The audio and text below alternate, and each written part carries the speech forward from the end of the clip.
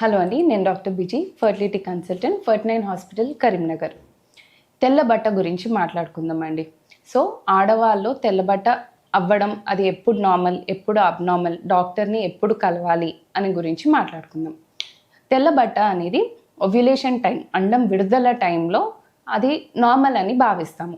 So before ovulation టైంలో మామూలుగా 28 day period ఉందనుకోండి, 28 డేస్లో ప్రతిసారి పీరియడ్ వస్తుందంటే -14, అరౌండ్ 12, 13, 14 ఈ టైంలో ఓవ్యులేషన్ అనేది జరుగుతుంది.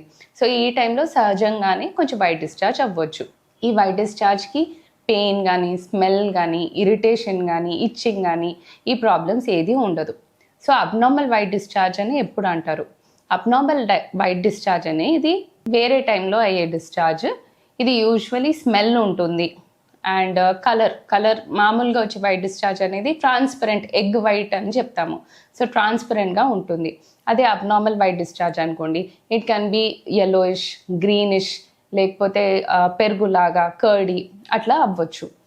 అండ్ స్మెల్ ఉండొచ్చు. అది కాకుండా ఇరిటేషన్ కానీ, ఇచ్చింగ్ కానీ ఇవన్నీ ఎక్కువ అనిపిస్తూ ఉంటుంది.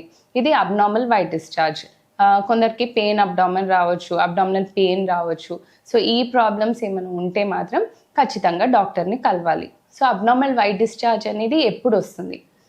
Abnormal white discharge usually infections ఉన్నప్పుడు వస్తుంది.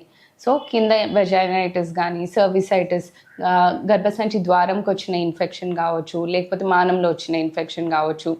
వీటి వల్ల అబ్నార్మల్ వైట్ డిశ్చార్జ్ అవ్వచ్చు.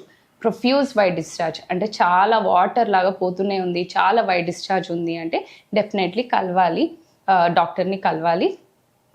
We have to do a Pap smear అని చెప్తాం. గర్భసంచి ద్వారానికి చేసే టెస్ట్ అది. ప్యాప్స్మియర్ చేసి ఓన్లీ ఇన్ఫెక్షనా లేకపోతే ఏమైనా క్యాన్సర్ రకమైందా అనేది డెఫినెట్లీ రూల్ అవుట్ చేసుకోవాలి. Thank you.